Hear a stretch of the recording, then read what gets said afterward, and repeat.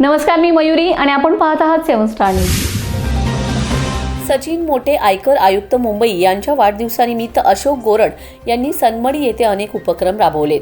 अशोक गोरड यांचे आजवरचे सामाजिक काम वाखाणण्याजोग आहे.